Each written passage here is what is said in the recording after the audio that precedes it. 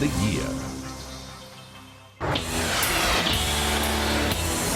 Good evening and welcome to the program. Kieran Gilbert in for David Spears tonight. It was always going to be a difficult few days for Bill Shorten at the Royal Commission, but has he come out of it as well as he could have hoped, or are there now more significant questions that will only reinforce the doubts that are already there about the opposition leader within the electorate? With me to look at this issue and the issues of the week, the Liberal MP Alex Hawke, Simon Breeney from the Institute of Public Affairs, Executive Director from the McKell Institute, Sam Crosby, and Labor frontbencher Nick Champion. Gentlemen, good evening to you all. Nick, first to you. A messy couple of days. You had a former National Secretary of the Labor Party say that Bill Shorten should quit. There was a rebuke from the Royal Commissioner. What was your assessment overall? Well, this is an $80 million witch hunt, an $80 million lawyer's picnic. It's cost an extraordinary amount of money. And it's all been for one purpose, and that's, you know, to get the Labor movement, to get Bill Shorten, to get the opposition leader. That's why the government calls these Royal Commissions. And so it's unsurprising when we have these headlines for a couple of days. But my prediction will be is, you know, like a sort of bit of rough wind, it's going to blow in one side and out the other, and with very little effect. You're not worried about the perception of a conflict of interest, particularly, I guess, the first thing that Jeremy Stolger went out yesterday with, that campaign worker who was funded by a company that Bill Shorten, at the same time, was negotiating an enterprise bargaining agreement for his workers on. Well, I suspect that if you want to talk about donations and, I suppose, these sort of ethical questions, we should have a broader look at the donation system, a broader look at our campaigns, and we should make some judgments about that, because it seems to me if the Royal Commission is going to make these observations, you know, in this instance, they'll be making it in a whole lot of instances. I think Bill Shorten has got the right sets of judgments. I think he can distinguish between these things. And I think, you know, if you're going to start observing these things, you should do it in a broad way, not in a kind of gotcha way. That's a fair enough point, isn't it? In terms of donations, it is, if there's going to be reform, it should be across the board. Is that the big takeout from this, rather than any great conflict of interest? Well, if we were talking about donations laws, absolutely, but we're talking about something quite different. And I think what we've seen over the last few days highlights why there does need to be a Royal Commission, not just because we've discovered that, you know, there are undisclosed donations by companies through unions to pay for Labor Party campaigns, but also because, and this is where I think Labor and MPs like Nick and others are making a mistake in opposing this. We've had events in the HSU, we've had whistleblowers like Cathy Jackson come forward and reveal not just one isolated incident or a series of minor transgressions, but a cultural and long-term issue with the Labor movement in Australia. But what specifically in the last couple of days do you think was the damaging thing for Bill Shorten? Because clearly you believe that there's something in it that feeds into that broader trend that you're talking about. Well, I think we're yet to see that. I mean, I think obviously the lack of disclosure of this, it took a Royal Commission for this to come about, and I think the key point is not that there was a late disclosure. People do make late disclosures. That's a genuine counterpoint that's been made. But it actually took this Royal Commission to force this disclosure, and this was a campaign director that was funded by a company, and the question has not been answered right now. Why did a company pay for a Labor Party campaign director in a seat? Sam Crosby, I guess the key point to differentiate between funding for political parties and funding for a union leader, as far as I see it, is that you have a union leader representing the workers directly. It's a direct relationship. And then for that same leader to be taking money separately via a donation in this instance that we're talking about, is that appropriate? Would those workers be happy with that arrangement if they knew about it? Sure, look, it doesn't look good. Let's be honest about this. It doesn't look good, but let's actually look through the detail. I mean, these workers all achieved well and truly above award wages, above award conditions. It was a good deal for those workers. I would be happy to go out and say to any of those workers, here's what you got and here's the whole thing. That's why I think Bill Shorten was happy to do the deal. But look, Alex is right. This has raised some good questions about what you're getting for political donations. You know, let's look at what the ANZ wanted. Let's look at what the CBA wanted when they donated between them $200,000 to the Liberal Party at the last election, and then argued for the FOFA wind back in financial advice, which the Liberal government then gave them. You know, Nick's absolutely right. This has been a political witch hunt from day one, and I don't think anyone has been particularly surprised that there hasn't been a smoking gun out of all of this. I mean, if the best thing that we can really have come out of this is a $40,000 donation that wasn't disclosed properly, I mean, for heaven's sake, does anyone really think that the individual candidate is held responsible for that, or that's a broader problem for the campaign manager for the state branch of the Labor Party that oversees this? You know, there's a bunch of people that you need to look at before you're looking at that. And Simon, isn't it fair to make that sort of equivalence, that comparison between donations from this Unibuild company and those that have gone to the other side of politics, to the Liberal Party, banks and so on, and then you've got the same individuals making laws that might benefit those particular institutions? No, not really. And the key reason why the distinction needs to be made between political donations in a general sense and political donations that are made in the context of these agreements that are made between union leaders and businesses are that union members are being sold out in deals like this. Now, Sam talks about the fact that you might get above award wages for a certain group of workers. Look, that might be true, but if they're also paying, unbeknownst to those workers, membership fees directly paid for by companies to the unions, those fees, those wages could have been even higher. There could have been other arrangements made where workers were to benefit directly rather than the unions themselves benefiting. And I think that this is one of the most important things to come from this Royal Commission. I think it's really unfair, and I think it does a great disservice to workers that are supposed to be represented by people like Bill Shorten and others in the union movement.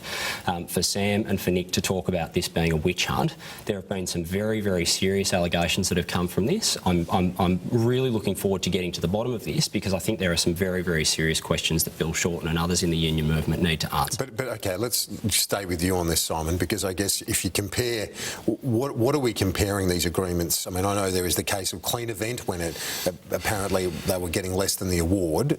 That obviously is something that needs to be explored and explained further, I think. But in terms of the broader behaviour of the Australian Workers' Union, this is a moderate union, and you hear day in, day out the corporate world, the construction sector particularly, complain about militant CFMEU and wanting moderate union leaders. You've got a moderate leader, you take him to the Royal Commission. I think the serious thing that's come out of all of this is I feel as though going through this Royal Commission we're only just starting to begin to scratch the surface. We don't know how much of this goes on. All we hear about is, you know, this one deal with Clean Event. We've heard about these other $40,000 donations. My concern is that this is a much broader problem within the union movement, and I think that it's no surprise. It comes as no surprise because the incentives that are put in place in this relationship between the union movement and the ALP is one that encourages this sort of behaviour. It's no surprise that Bill Shorten and other union figures are going into companies and saying, well, look, we're here to negotiate on behalf of workers, but we want something on the side as well for our union, not for the members, but for the unions themselves. Okay, Nick? Well, it's a nonsense. They've had an $80 million Royal Commission subpoena every financial document of most of the unions with very little notice, and now our political opponents are saying, oh, there hasn't been enough scrutiny, there's all this stuff, we're just scratching the surface. It's a nonsense, and it's following a script, and the script is, we'll get the unions and then we'll get your penalty rates. You see, they made a mistake with work choices, they went after the workers first, so now they're just changing the strategy. We'll get the unions and then we'll get your wages second. That's what this is all about, not some sort of feigned sort of concern for the workers. These people have never been near a shop floor in their lives. They don't care about what workers get paid. They want them to get paid less. And unions in this country do a good job, and we've always had a clean union movement in this country and a union movement that fights for workers. And what these people are about doing is criminalising a whole lot of things that are completely normal. Enterprise bargaining, health and safety training, conferences. These are all completely normal practices. So you're saying, and in that context, are you saying these payments, these separate payments, that's all above board? Well, some of those separate payments were health and safety training, payment for health and safety training. Back injury research. Well, Kieran, I used to be a union trainer. I charged companies for delegates to come, representatives to come to the courses and do them. And in actual fact, we had people, fighting to get in. So, completely usual arrangement, done under the Health and Safety Act in South Australia, completely normal, completely usual. And there's this attempt to pretend it's something that it's not, to pretend it's untoward, to pretend that it's morally indefensible. It is entirely defensible. Let's hear this is very sad, this whole presentation that we get from Nick, because there are serious problems with the labour movement in Australia today. There's been serious evidence of criminal behaviour, and those people have gone to jail. No, well, they haven't, and they're still not treated as company directors are treated in Australia today, with legal criminal responsibility for running unions. Now, unions are big businesses today, and they really are. They deal with a lot of money. We're seeing in all of this evidence that we're seeing, they're actually negotiating large amounts of money to come from businesses in under-the-table negotiations, and there's no criminal sanctions. They're not treated the same as any other company director would be treated. Now, we're advocating for that at the moment. We have been for some time. Not that anything untoward be done to unions, not that they be given any harsh treatment, but they be treated the same way that company... You laugh, but company directors have to meet minimum standards, minimum legal standards and minimum legal obligations. Why shouldn't union directors, people who effectively run big businesses but in a union sense, have to meet the same standards? But okay, but before I go to Sam on this stuff, I want to explore this issue though of a moderate union leader, and we're comparing some of these agreements to other industry deals done by the likes of the CFMEU, who are widely criticised for being a militant outfit. This guy comes in, does a deal with Tony Shepherd from, Tees John Holland, compliments him for the deal, many other corporate leaders supporting him, and now he gets dragged through this. This is such a good question in so many ways, right? Because why should Australia be a country where you've got to go and negotiate with a union and have to talk about under-the-table payments rather than talk about what's best for the workers? It used to be the culture in this country, in the waterfront, that if you wanted something done, you'd have to go down and beg, borrow, steal, offer slabs of beer, whatever you could do to get them to move your stuff off the docks, and we had to reform the waterfronts. Why should the culture be at all? You should be talking about workers' rights and workers' protection. Absolutely, but what is this culture that exists? And they say, oh, it's all just about a bit of training. I think Australians are smarter than just thinking it's all just about a bit of training. These payments that have been going back and forwards from business, it's well known in business circles, big business, medium business, small business, that unions, if you don't placate what they want, they'll give you a hard time. And that is not good for the productivity of the country. It's not good for labour relations. And certain union leaders, it's not all union leaders. There are good union leaders. There are people that do the right thing in the labour movement, but there are people that do the wrong thing. And there are people that are downright criminal. And to advocate that they shouldn't be subject to criminal laws, the same as a company director is, I think is very naive and dangerously naive. Sam, the phrase that's being used is that the shortened defence doesn't pass the pub test. When you look at a situation where there's an enterprise bargaining agreement being worked on, if we go back to that original deal, that campaign work, I know it's only $40,000 in that instance, but doesn't it go to the way that the whole show operates, that you get these payments under the table and we'll do this deal, but, with a wink and a nod, they'll sort you out separately? Sure. So the first thing to say that these payments aren't particularly widespread, that are under the table or whatnot. This happened because the leader of that union in this particular case was also a candidate for political office at the time. Okay?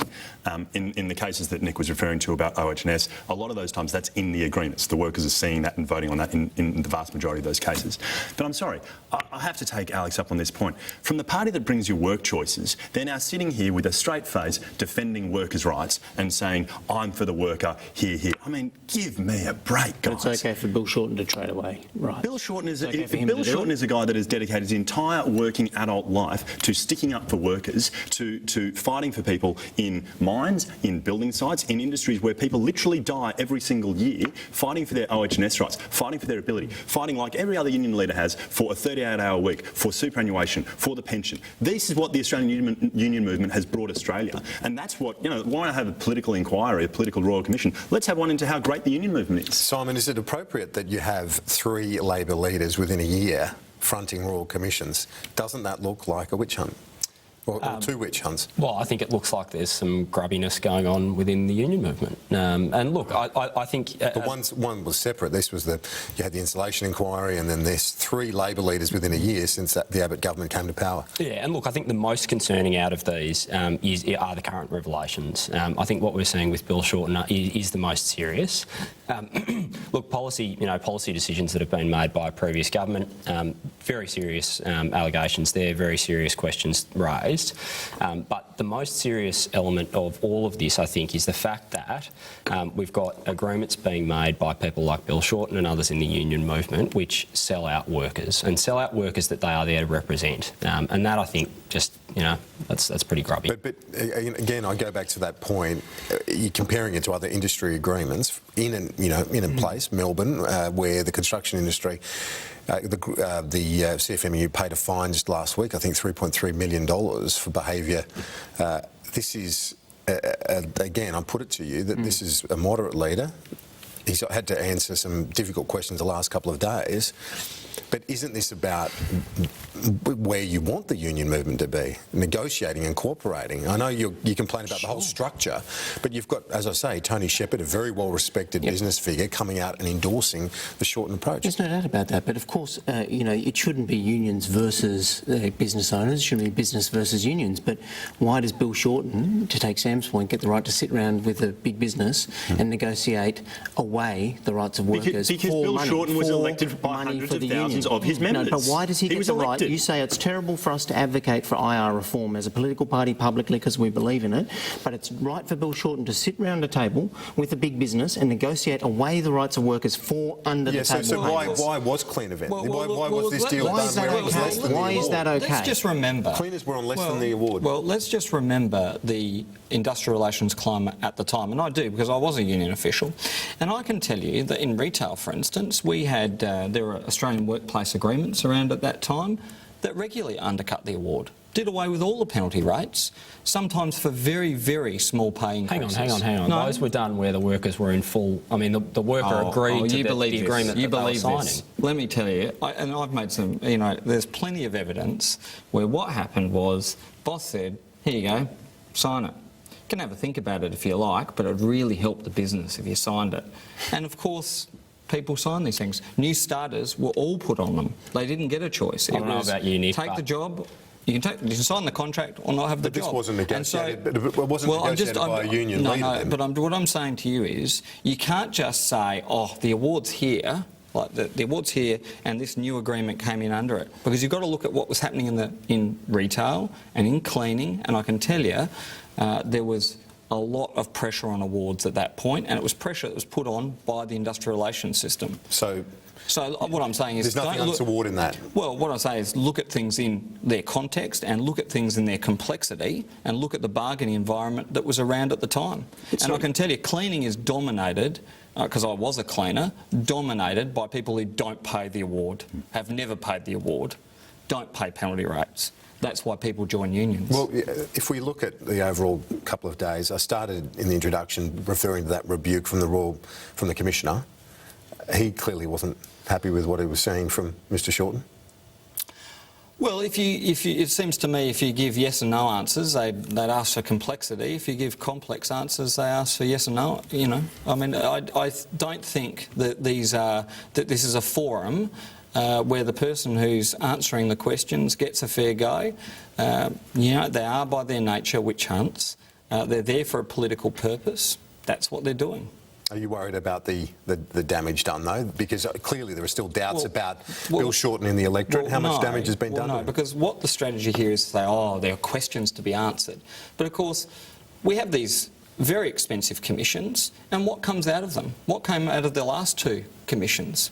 Well, nothing. Nobody can remember a single finding of either of those 2 commissions because nothing of any substance was found. And what we find here, nothing that was unknown was found to be known. It's all a nonsense. It's all a big circus. So you watch it for a while, so that you're distracted from the government's issues. I'll be polite to you, Nick, shouldn't we await the findings of the I'll be polite to you, and I'll say you don't recall that the findings of the Insulation Royal Commission, which found serious policy failure by the government apologised for their error, because I'm sure you do remember that. We took political I'm sure you do responsibility remember. at the time. Yeah, I'm sure we had you an do inquiry remember the at the Royal time. We had Commission, where 6 coroner's people died, reports where at the the time. Royal By the Commissioner time this found Royal it was Commission government came failure. along, by the time this Royal Commission came you wouldn't along, want to they forget that. unveiled nothing that the coroner's reports hadn't found, nothing that that the various inquiries we had when Can we I were just make government, one point? and we took political If government responsibility policy at the time. kills 6 people, you should expect a Royal Yes, Commission into and it. Prime Minister Anyone Rudd, should. We Prime should, Minister you Rudd, should, anybody should. Prime Minister Rudd took political responsibility with some damage at the time. If you're Alex. one of the affected families, At the and time. I'll just say this again, if government policy, deliberate government policy ends up in the deaths of people, you should expect a Royal Commission. But sorry, Nick, sorry, Alex, to Nick's point, what was the new piece of information that came out of that Royal Commission? Well, they found that the policy I know what failure- they found, but what was the new information? Well, There wasn't any, was there? if we didn't have the Royal Commission, you would sit here like you're here today saying there's no problem in the union movement. You would have said, well, there's no problem with the Nonsense. Rudd government. Kevin You would have Rudd said apologised the at Rudd the time. government was fantastic. It had Kevin no Rudd took flaws it on in the it. chin and he apologised at the time. You're sitting here today telling us the union movement has no problems in it. I'm not saying, sorry, that's not at all what I'm well, saying. I hope you're not. That's not at all what I'm saying. Because what, there are what I'm saying serious is you do not problems. need a Royal And you Commission tell to look us- at this. You should be interested in Can you reform tell of the us- union can you movement. tell You us should be here- interested in making it Well, better. can you tell us now that there are no problems in corporate Australia? I couldn't tell you that. And I Well, wouldn't, then we I better wouldn't have a sit Royal here. Commission I then. wouldn't make a ball. Let's have a Royal Commission into corporate Australia. Quick, wouldn't you do better so. you better get off No, financial but industry. okay, but Can you here's tell the me difference. there's no- Let's hear no, Alex. it's Hoist on your own petard on this, because company directors are subject to the criminal law. Union directors are not. That is why we No, need they're- reform in no, this no, country. I'll tell There's you another really no. significant. Let's hear from Simon, please. There's another really significant difference between these two things. Corporate Australia doesn't get 50% of the floor at national conference at the Liberal Party. Good point. They get 100%. The union, Zero, mate.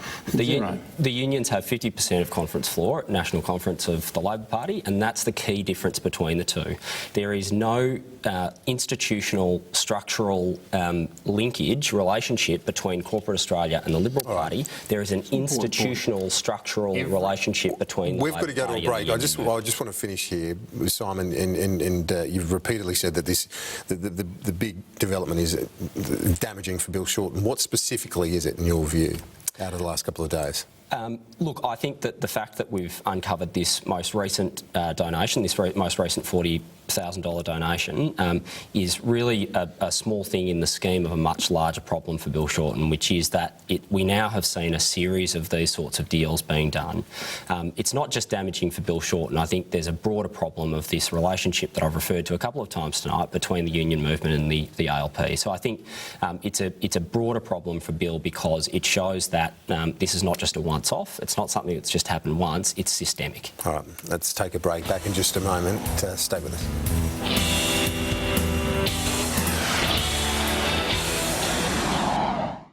What's my little win? Knowing I can get real fish from the freezer. The people that make it actually catch it. I wonder if they would cook it better than me. You don't cook. None of that mushed up stuff. Just beautiful. Seaload fish fillets. Make any meal a win. My little win? Getting this mug on TV. You come here often? Yeah, so now we're ready to expand and Start selling online. And I'm ready for some new equipment.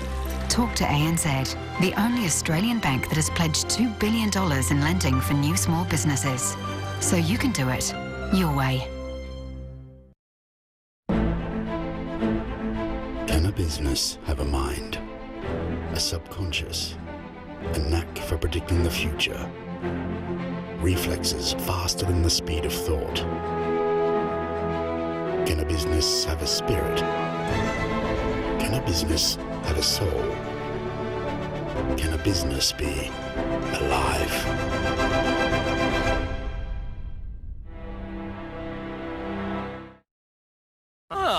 Big night. No, big day. Got to change the tiles, wrangle the magnolias, wrangle violet, finish your design, and poker night. Big days start with Barocca. what happened to the car you just got? With the boys and... I'll fix it. Thousands of quality cars listed every day, so get onto Gumtree. Yeah, that's much better. Jack looks like he's sleeping, but he's not. He's not thinking. He's not breathing. He's dead.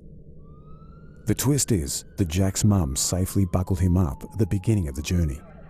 But Jack unbuckled himself without her knowing. Buckle Me Up is a wireless seatbelt safety device designed to warn the driver when a rear seatbelt is unbuckled. Buckle Me Up. Only available at bucklemeup.com. The Athlete's Foot is Australia's largest school shoe retailer. Our exclusive Ascent range comes with sports shoe technology and outsole guarantee. School shoes that actually last. I won't go anywhere else. Back to school, guaranteed. Only at The Athlete's Foot. Out here, fed by rain, nurtured by earth, kissed by the Australian sun. This is where we grow. You've seen the major retailers using finance options like instalment payments to increase their sales by making it easier for customers to pay for their goods and services. But small business owners have always lacked the resources to offer this service and take advantage of this competitive edge. Until now. First Class Capital deliver both the funding and the supporting services to make it easy for you to offer payment plans to your customers. We call it a positive approach to increasing sales, and here's how it works. Mark uses Positive to offer his customers interest-free terms in monthly instalments, and it only takes them a few minutes to complete the process on-site or online. First Class Capital carry the risk of customer credit default, do all credit checks, payment processing, and Mark gets his money up front within 24 hours.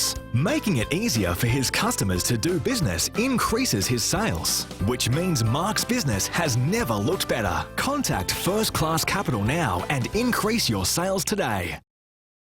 Start another business, build another website. Need to look great online? Go to Wix.com and create your stunning website today. Heidi Whitey's. You did this all by yourself? I couldn't wait. Wanna try them on? Welcome back to the program, and we're going to look now at this conditional approval that's been given to a mine in New England, opposed by the local member here, Barnaby Joyce, but approved by the Environment Minister. He's not happy, is he? Former Senator, now member for New England, Barnaby Joyce. Yeah, and I think the Prime Minister made the right point that local members, even on occasion himself, have had to stridently oppose their own government's policy on behalf of their constituents or concerns they genuinely have about their own electorates. I think one of the important things here is you look at Minister Greg Hunt. He's a strident environmentalist. He's, not in any way, shape or form a pro-mining person. The conditions that have been placed on this mine, there are 18 of them, the most strident in Australian history, and a lot of them mean that if there's any deviance or variation from the conditions, the whole thing will be shut down. So there's about 8 years of environmental science here that is setting the government's decision to make this. But Barnaby Joyce could lose his seat if Tony Windsor decides to put his hand up again. Well, I mean, Tony Windsor will have to make his own case. I mean, he's got, in the media today, it's been reported he himself has sold off some of his land to mining interests in the past, and there's wide variance of views amongst farming communities about where's appropriate to have mines, where isn't, and what is good to sell and what isn't good to sell. And, I know Barnaby Joyce is a very good local member. He'll make a very good case and a strong case. And many people predicted in the state election in New South Wales that there would be huge swings in areas about coal seam gas, and what we found was that didn't occur in national seats. It occurred in seats like Byron Bay and, areas which have naturally demographically changed. But the swings that people predicted about coal seam gas were completely missing in the state election. And Sam Crosby, I guess, Labor always argues when it comes to climate change we should accept the science, and then certainly in this circumstance the science says it's going to be fine for that prime agricultural land to have this mine undertaken. Yeah, so a couple of points on that, but just to Alex's last point, remember Ballina was lost to the Greens at the last state election, so I do think the political threat is very real and shouldn't be underestimated. But look, I think you're right. You do need to back the science, and you do need to back the process that's been put in place. If the process and the independent scientific advice comes out and says this is an acceptable, appropriate mine to go ahead, then we should support that.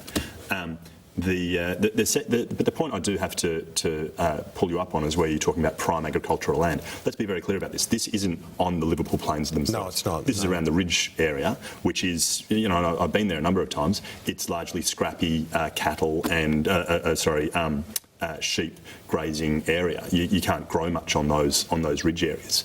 And the miners who have sold to the farmers who have sold to the miners are exceptionally happy that you can, for a while at least, you can continue to have both grazing and mining on the site. But the key is the prime agricultural land. Those that own it, the farmers in that area, are worried about the impact on the water generally in that region. That's the problem. But to your point, the scientific advice says no, that's not a fair worry to have. All right, and it was Labor, Nick Champion, that granted the exploration licence in the first place. So, what's your take on it? Well, look, generally speaking, I think you listen to the scientific advice, and if there's no real objections, no environmental objections to having mining or gas projects, you go ahead with them because they extract the wealth of the country, and that's what you use to build hospitals and schools. So generally speaking, it's a good thing. I think the problem here is that, one thing might have been said before an election and another outcome's happened after an election, and I think politicians have to be very careful about that sort of thing, about giving, maybe giving the opponents of this mine a reason to, to have confidence in a particular outcome, or not have confidence in a particular outcome. I think you've got to be very careful about that when you're a politician. If you think something's going to, happen, you're better off saying that the mine's going to go ahead and it's going to meet the safeguards. You're better off saying the same thing before an election as you do after, because otherwise you get into strife. And well, we all know Tony Windsor's been a very successful politician over many years. Simon says he's now considering a comeback, and off the back of this issue particularly. Well, good luck to him. Barnaby Joyce is a pretty formidable campaigner himself, and I think he's going to be completely fine. And look, I think time will tell too, and the constituents of New England will realise that this mine going ahead has actually been a good thing. As Sam has said, I mean, the science says that there's no problem for the water table. That means that both miners and farmers in this area can coexist. It means that the farmers that previously held the land that the mining company has now bought are going to be able to, they've got cash now that they can go and do other things with, and it means more employment for constituents of New England. So, to my mind, it seems like a positive thing for Barnaby, and he reacted today in a way that suggests he's not all that happy with it. But of course, there's political issues at play. There's constituents that aren't all that happy about it. But I think come the election, I think the constituents of New England will realise it's a good thing for them. That time will tell. Let's look at the issue of national security. The Communications Minister went out of his normal brief to talk at the Sydney Institute on this issue and said that we need to, while taking the Islamic State, the so-called Islamic State group as seriously, that we also have to have it in perspective in relation to its threat to our country. Julie Bishop today issued a statement to the Australian newspaper saying, because of course she said to the Sydney Institute, this is the biggest threat that we've seen since World War II, a very different message from her at the Sydney Institute in her speech, and she said today that basically a rebuke of Malcolm Turnbull. This was based on my briefings at the National Security Committee and my discussions with international counterparts as foreign ministers. A bit of a disagreement there from those two senior Liberals. Well, look, I didn't have a chance to see the full context of Malcolm's speech. I think part of what Malcolm is saying is quite reasonable, even though I sit in a different camp to him on this, and that is in relation to citizenship laws and some of the laws the government's been proposing. He wants to have more discussion and more protections around some of the legal components of how the laws are structured. So that's a very reasonable view, and we're happy to have that debate, even though I'm much more on the more strident side in relation to stripping citizenship. I think in relation to this issue, obviously I disagree with Malcolm on this, as it's been reported. I personally, and I've spoken to many of my colleagues, we do take the view that I don't think you can separate the genocide that is occurring under regions controlled by Daesh or Islamic State from genocide that occurs in other totalitarian regimes. I mean, if you're ethnic or religious minority in eastern Syria or in northern Iraq, you are being killed, persecuted, systematically eliminated, exterminated by the state, and it's a very serious threat. We know that Daesh and Islamic State are trying to reach into Western countries systematically every day to encourage acts of terror within our own country. So it is a serious crisis. I don't think Malcolm was suggesting it wasn't, but I do disagree with his nuancing of it. His comments need to be seen in light, in the context of the Prime Minister saying, well, they're coming to get us, and Turnbull's basically saying, well, they don't have much chance of that, given where they are and that small part of the Middle East. That they want to sack Rome. That's not going to happen. Well, I profoundly disagree. I mean, I'm very strongly with the Prime Minister and with Julie Bishop in relation to this. I think there is an existential threat for Western civilisation from radical Islam and radical Islamic organisations like Daesh, who are actually motivated. They don't care if people are Jewish, they don't care if they're Christian, they don't care if they're other Muslims. Their one motivation is to kill other human beings. And they're not just showing they want to do it, they are doing it every day and looking to do it to more and more people. Nick Champion, I guess that the point to follow up on what Alex's position there is, and as Julie Bishop asserted, the thing is with Daesh, they don't follow the mutually assured destruction principle that drove much of the Cold War. They don't care about that. If they get their hands on nuclear weapons, for example, the threat is as very much as Alex put it. Well, look, I mean, I think these people, Daesh are heretics and they're fascists. I mean, that's their real colours. I think they do present a very real and serious threat to the stability of the region, and some of that is related to the collapse of Syria. Some of it is related to Iraq and the failure of, principally the failure of the Iraq army in that country. But what we're seeing across the Middle East is far greater sectarianism and ethnic cleansing than we've ever seen before, and that presents a very serious problem because largely we are spectators in this. The West is, a spectator to what are very ancient grudges, and I think sometimes we miss the complexity of this region, particularly when we discuss it in our own domestic forums. And the problem here for the government is they're really having a domestic argument about national security when we should be having an international argument about national security. We should be talking about the Middle East, talking about what we can do militarily, diplomatically, and with our aid budget to actually help stabilise the region, because that will,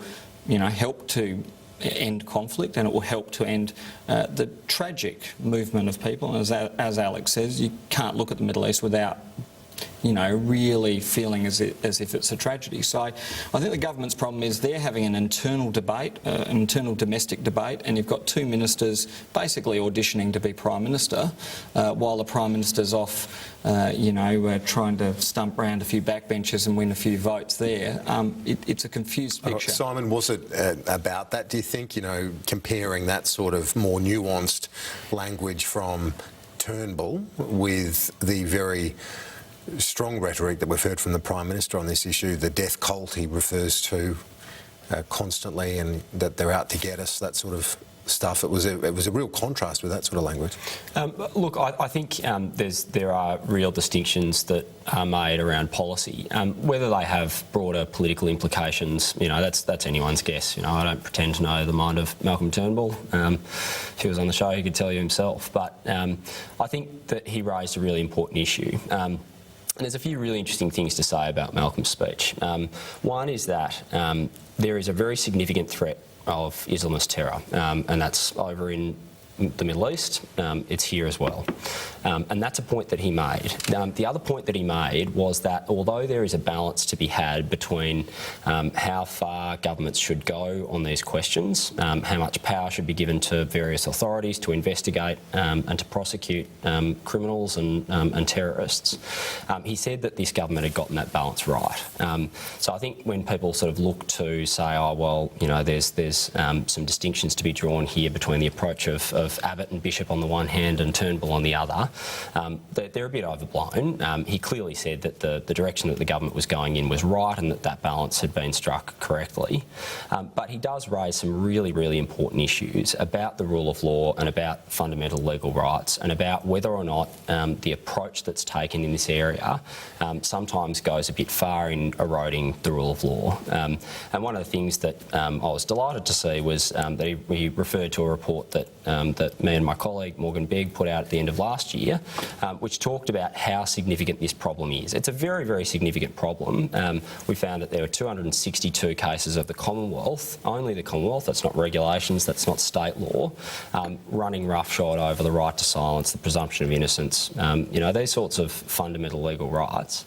And I think it's really, really important that the government turns its mind to these issues when they're putting in place what are very, very important and do you think reforms in Malcolm national Turnbull security and in other helped areas. save the Prime Minister from what could have been a High Court, more than likely a High Court challenge that would have thrown the laws out in the first place, in the first test? Well, possibly. And I think it's really, really important that debate was had. I don't like seeing this as being a problem for the government. I actually think that having this debate at a high level, I think having these debates in Cabinet is a really, really important process because getting these policies right is incredibly important. It's incredibly important so that we've got national security measures in place that are dealing with the Islamist threat, and they're really, really important for getting that balance right. And that the safeguards are there. And I guess, as Simon points out, Sam, isn't this the way Cabinet should work, that you have that robust exchange, as we know took place? Sure. Greg Hunt was someone that also spoke very strongly, as I'm advised. He didn't get mentioned in a lot of the reporting at the time, but he was also a minister that spoke very strongly along the lines of Mr Pyne and Mr Turnbull. Look, the language from the Prime Minister in this has been slightly concerning. The ISIS death cults are coming to get us is slightly concerning. I think he needs to take a page out of his former mentor's book, John Howard, who said, we need to be alert but not alarmed. I think that's absolutely appropriate. The one thing that these death cults want is to inspire fear over and above the immediate people that they're interacting with. They want to disrupt economic activity. They want to disrupt everyday life. And frankly, I think the alarmist nature of the Prime Minister's comments feeds into that fear, which I don't think is particularly helpful. The second point is the hyper-partisan nature of this is worrying. I think Simon's right. The internal debate that the Cabinet had was absolutely appropriate, absolutely good. When the shadow Attorney-General in Parliament stood up and made many of the same points, he gets accused of being a terrorist sympathiser and rolling out the red carpet. I mean, for heaven's sake, let's all just acknowledge that Labor, Liberal, whatever, we're all on the side of Australia here and we all want to see the best thing for Australia. And move on. We don't need to use this as a political battering ram to hit each other around the heads. Do you think that the Prime Minister's rhetoric is overdone? Well, I think all of our rhetoric, to be honest, our domestic rhetoric, we've just heard, I'm not having a go at Simon, but he used the word Islamist. And I don't think that's an accurate description of the Daesh. Islamic State is not an accurate description of them because by the Islamic world they're regarded as heretics. There was a big conference in Jordan which basically they had all the imams there and they said this stuff is heresy. So every time we say they're Islamist terrorists, we give them a credibility that we don't mean to. Every time the Prime Minister calls them a death cult, we elevate their status in some way. And I think we do need to be very careful about the way we talk about them, and that has to have sensitivity to the region. David Kilcullen wrote a whole chapter and a whole book about it, so I'm not trying to lecture people, but we need to be aware that this is these are quite ancient grudges. They're about religion, obviously, but the people who are perpetrating these crimes, as Alex says, mainly against Muslims, they're the main victims. If you look at Pakistan or any of these countries, the main victims are just your man in your street, often going to the mosque or to the marketplace. So we need to be cautious and careful, but we also have to look at the complexity of these battles and be very careful about how we approach them, how we discuss them, and where we put our diplomatic and military resources. Just finally, Alex, before we go to the break, your reaction to some of the analysis from these two, but particularly in terms of the language from the Prime Minister. Look, I think we should say these three, because it isn't very often that I disagree with the IPA. But, you know, in relation to this, I do have a disagreement with them, and I'm in the more strident camp, absolutely. But I think there's a little naivety here in our country and in the West about Islamic State and Daesh and what we're facing. And yes, we don't enjoy the language of death cult. Nobody does, because it's a negative connotation. It's something that's so terrible to consider. But it's completely accurate what the Prime Minister is saying. They are a group of people that believe if you are an infidel, that you have to die, and they regard all of us as infidels, as Nick correctly points out, Islamic, Christian, Jewish, whatever. Now, I think there is a certain naivety in Western civilisation that says you can prosecute or deal with this through traditional legal mechanisms. People who leave this country, whether they're Australian, sole Australian citizens or dual Australian citizens, in my view, for the purpose of joining a death cult like Islamic State, should have their citizenship stripped, and we need to come up with a new legal framework to do it. Now, you mentioned High Court challenges. I'd also mention that I believe the Australian public in relation to this are pretty clear as well about it when they look at the facts of this and they look into Islamic State, Daesh, and they look at what is going on here in Australia. And I think when you look at the polls, where it's 82% agree with the dual citizenship laws, 75% also support the stripping of sole citizenship, and these aren't friendly pollsters that conducted these polls. And I think that what that reflects is people are awake to the fact that this is quite a significant challenge for our generation that has to be met in new ways, new legal ways, not in the traditional ways of thinking. We've got to go to a break. Back in just a moment.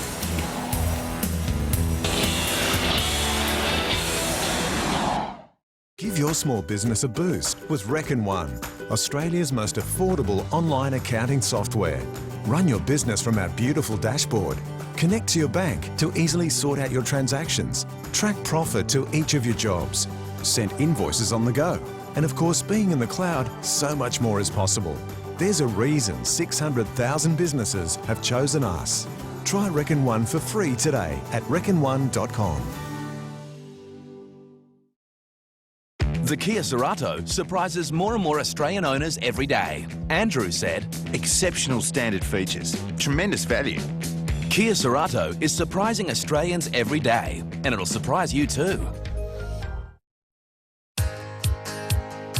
It's our 30 years of nutritional science experience that has made Centrum the world's #1 multivitamin. With B vitamins for energy, vitamin E for immunity, lutein for eye health, vitamin D for healthy bones and muscles, plus lycopene for your heart. A range of complete formulas to help support your everyday health. Live life with Centrum, complete from A to Zinc. Hungry Jack's new Hunger Tamers chicken boxes. Choose from a grilled chicken or a tender crisp and get a chicken royale, 3 nuggets, medium fries and medium Coke. New Hunger Tamers chicken boxes. Or try our beef boxes. The burgers are better at Hungry Jack's. Start another business, build another website. Need to look great online? Go to Wix.com and create your stunning website today. Heidi Whitey's. You did this all by yourself? I couldn't wait. Want to try them on? What happened to the car you just got? With the boys and... I'll fix it. Thousands of quality cars listed every day. So get onto Gumtree. Yeah, that's much better. Occasionally, people come along who are not content with simply moving things along. They want to take things further. Bored by reinvention of the superficial kind, their goal isn't to improve on what has been done before, but to totally reimagine it.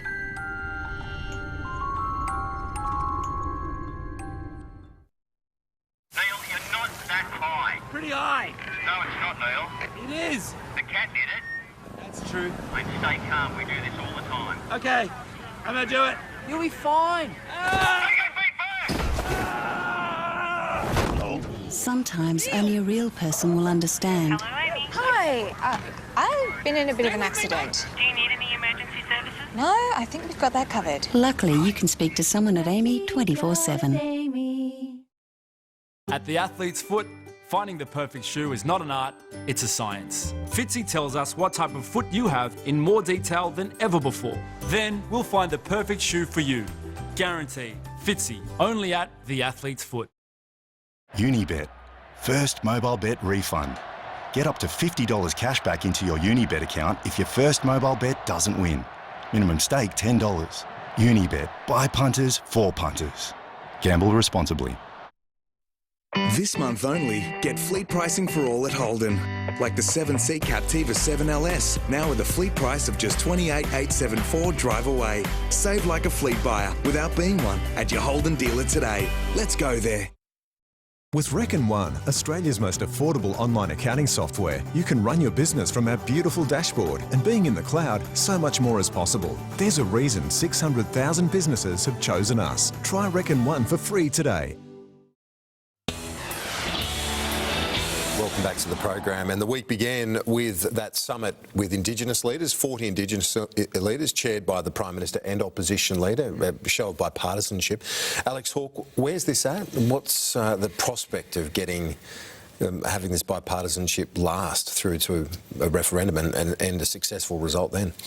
Well, where we're at, I guess, is we still need to understand what the question is going to end up being. And there's, I think, widespread support for a couple of things, and that is removing all of the mentions of race in the Constitution, the racist clauses that were put in, now completely foreign to a modern Australian context. So everyone agrees with that? I think everyone does. You know, I think there's zero issue with having those removed. What I think people do have a concern about is inserting anything back in that would then, you know, be racist or have a racist connotation. And any power that you put into the Constitution or any right that you ascribe to people on the basis of race is of concern to people who are minimalists in a constitutional sense. So some of the recommendations of the expert panel used even terms like we would put in disadvantage would be put into the Constitution. Now that's a completely foreign notion to have in a constitution from my point of view and many people's point of view in the coalition. And indeed, you know, we're not going to sort of go for a proposal that is effectively a Bill of Rights. You know, a Bill of Rights is a totally separate discussion. And the concern with the Conservatives is that you, by doing that, if you were too ambitious in terms of the language, that you end up having the judiciary make judgments on what. Well, I think the history of the High Court has been that quite the reverse is true. The less you put in, the more likelihood that they are going to find rights. We don't have a right of free speech in this country. They found that there was an implied one because, you know, we do cherish free speech in this country. So I think while constitutional conservatives or black letter constitutionalists are always fighting to keep stuff out, I think they actually arm the judges, the activist judges, when they do that rather than not. Whereas if you have clearly defined proposals, you have a national debate and you have a national vote on it and a well-run process in between, and the Australian people vote and say yes, well, that's a good thing, isn't it? What do you think of the idea and then it's all of us making the decision. And Noel Pearson's representative body, do you think that that's too ambitious to get the majority across the country, majority of each state? Well, look, I guess we're going to have a couple of constitutional forums and we're going to go out to the community and find that out. I'm not sure a representative body is right because I think that's what the Parliament's there for, but I do think we should have a broader discussion at some point, maybe not now, but a broader discussion about the rights we have in this country because they're not codified. They're left for judges to divine out, and I do think that we should probably have a more broader discussion post this about that sort of thing. And a more explicit definition of what your rights are. What are Let's get Australian Simon's values. I think that Simon might disagree with all of that. Simon, your take on it? Look, it's really, really important to approach this debate from a position of fundamentals, and that is to say, what is the Constitution? And it's pretty clear that the Constitution is a rule book. It's really boring. It's not aspirational. It's not exciting. All it does is it just lays out the framework for how decisions are to be made within the Australian political system. You know, it sets up the High Court and the Parliament, and it talks about the relationship between these institutions. I think the problem we've got is that there are a couple of provisions in there which go a little bit beyond that, and they say, well, let's divide Australia by race. And I think Alex is absolutely right when he talks about removing those provisions. So there are two provisions. There's section 25 and there's section 51 subsection 26. Both of those mention race, and I think that the fundamental principle that we should take into this debate is that the Constitution should be free from race. It should be blind to race in exactly the same way that it should be blind to sexuality. But do you think there should be some recognition, at least a statement of recognition, even a minimalist recognition, but something in there to say that the Indigenous people were the first Australians? I mean, that's clearly true. They clearly were. If you don't know that by now, you're a bit of a dunce. But I don't think we include that in the wording of the document. The document isn't about what our historical past is. It's not talking about what our aspirations as a country are. All it does is it lays down the foundations for how the decisions are to be made in the political system. Sam, finally to you. We've got about a minute left. Yeah, look, I think we're missing a great opportunity here. You know, Australia has one of the longest-lasting continuous Aboriginal cultures in the world. You know, anywhere between 40 to 80,000 years of continuous culture here. This is something we should be championing. This is something that we should be really proud of and aspiring and putting front and centre of the Constitution. And you know, just like the New Zealanders do with the Maori, really centralising this culture and being proud of it. And frankly, I think it's really disappointing that, you know, the time frame of this has been pushed back to 2017. I mean, for heaven's sake, you know, surely these complex constitutional questions can be resolved before then. But you know the record of referenda in this country. It's very hard to get anything up. Isn't it better to make sure that it's very hard to get anything up when you don't have both parties supporting it. In this case, we've got both parties supporting, you know, some sort of action here, and I'm sure we can find common ground before 2017, for heaven's sake. The one way to defeat it is to rush it. Okay, we're out of time. Gents, thanks so much. Alex Hawke, Simon Breeny, Sam Crosby and Nick Champion. Thank you for your company. We'll see you next time.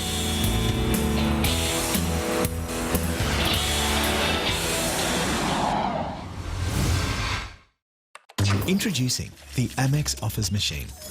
It works hard and thinks hard. Finding and creating delightful offers on everyday things. So that every day doesn't feel so, you know, every day. Amex Offers.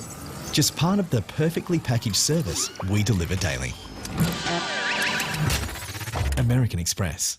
Realise the potential. So, Tom, tell me what you see. Sun setting over Kakadu. A flowering desert. Rainforest. Surf coast. Oh, it's a baby roo. An eagle perched majestically in the canopy of a mighty oak. So you bought a Jeep.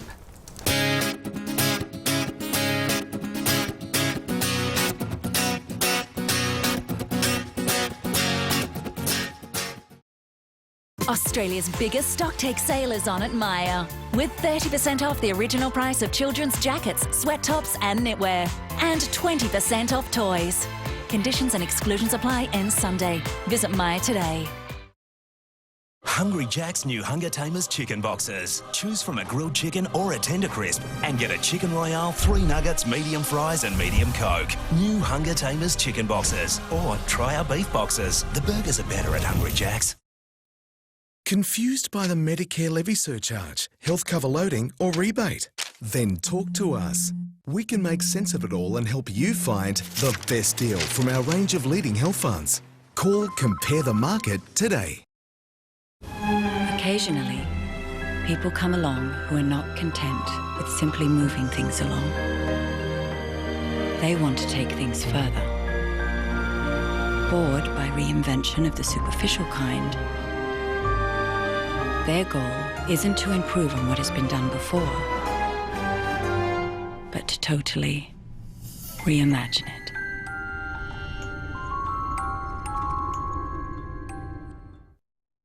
The new cooking range from Westinghouse boasts practical and modern design to cater to all family homes. Plus, spend $1,500 or more on selected Westinghouse appliances to receive a bonus Joseph chopping board set with knives. Westinghouse, available now at Better. Jack looks like he's sleeping, but he's not. He's not thinking. He's not breathing. He's dead. The twist is that Jack's mum safely buckled him up at the beginning of the journey. But Jack unbuckled himself without her knowing. Buckle Me Up is a wireless seatbelt safety device designed to warn the driver when a rear seatbelt is unbuckled. Buckle Me Up, only available at bucklemeup.com. Would you like to offer your customers interest-free payment plans as a way to be more competitive and increase your business sales? Well, now you can with First Class Capital's positive funding solution. First Class Capital not only take care of all the payment processing, but do all the credit checks and carry the risk of customer credit default. Your customers can sign up in a few minutes and you get your money up front within 24 hours. Make it easier for your customers to do business and increase your sales by contacting First Class Capital today. At Audi, you'll find more than meets the eye. Uncover more features like a Technique package on the A6 sedan 1.8 TFSI from $79,990 drive away.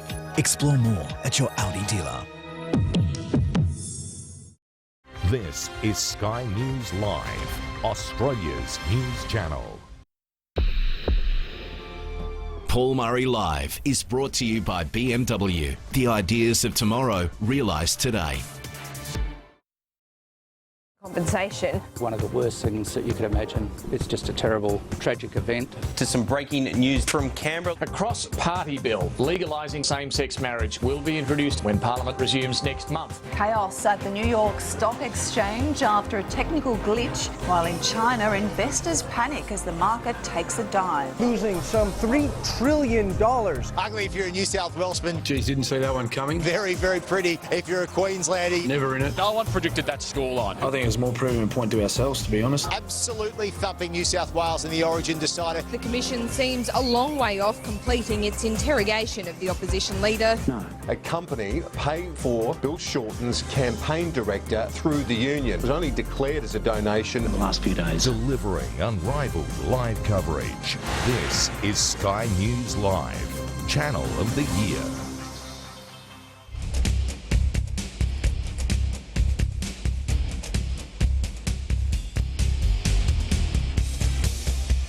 G'day, good evening, I'm Paul Murray. Yesterday was a terrible day for Bill Shorten.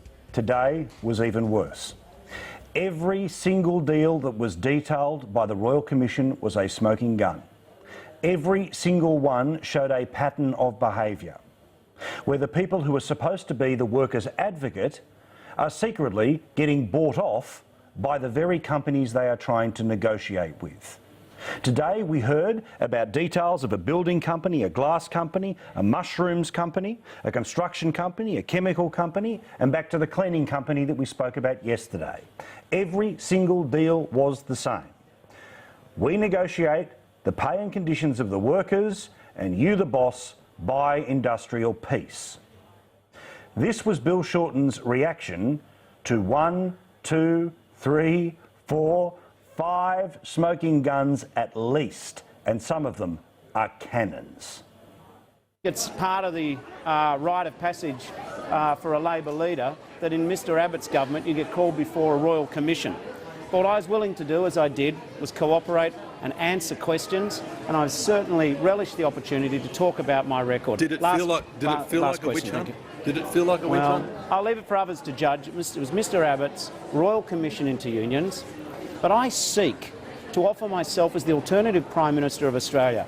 I'm prepared to have my record of standing up for Australians put on display.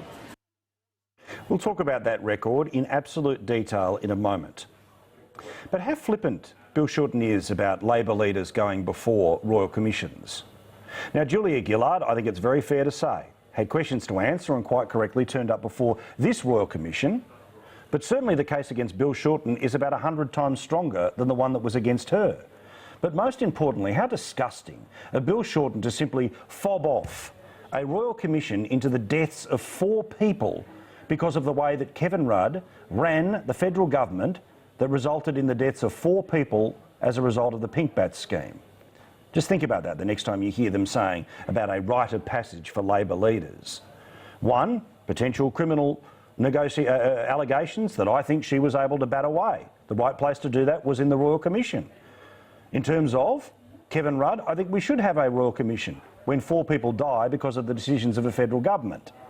But let's talk about the last part of what Bill Shorten said in his defiant, strong, passionate media conference. The delusion is phenomenal, and it's hardly breaking news that Bill Shorten is full of himself, even when he's been caught red-handed 1, 2, 3, 4, 5 times. An example of one of the deals that got done today. Now, yesterday we spoke a lot in great detail about how the AWU would send a bullshit invoice to a company for work that would never be done. The money would go to the AWU and it would just go off into the ether. In the case of yesterday, the money went off to a campaign worker for Bill Shorten. Well, today, how's this? A company paid the AWU for $100,000 worth of advertising in the Union magazine. Here is Bill Shorten confirming that deal. Please ask Michael to withdraw instalment 3. It will be covered by ads in the Australian Worker, attendance at the ball, etc.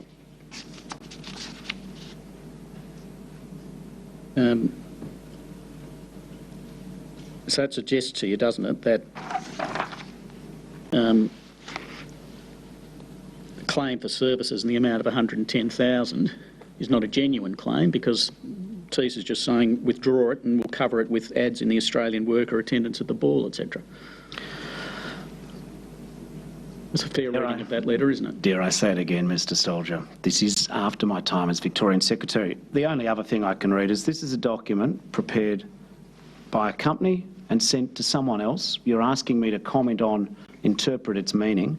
All I take from it is that the union was getting the company to pay ads in a union journal.